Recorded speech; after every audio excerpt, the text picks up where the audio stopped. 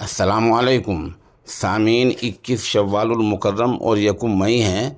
ख़बर का उन्वान है मंदिर के पुजारी का कत्ल। मामला डीजे बजाने को लेकर झगड़े का हुआ है। यह हादसा उत्तर प्रदेश के ज़िला देवरिया का है। ख़बर तफसील से सुनिए। यूपी के ज़िला देवरिया के बारीपुर मंदिर के मुआविन पुजारी अशोक चौबे को मार मार कर कत्ल कर दिया गया है। अशोक चौबे गांव तेनुआ चौबे का रहने वाला है। गांव के ही हौसला पासवान का झगड़ा हुआ था और डीजे बजाने को लेकर झगड़ा हुआ था।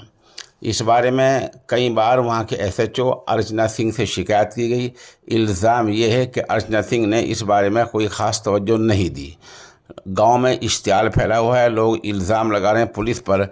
मौके पर एसपी पहुंचे हैं और कहा गया कि मामले की जांच की जा रही है।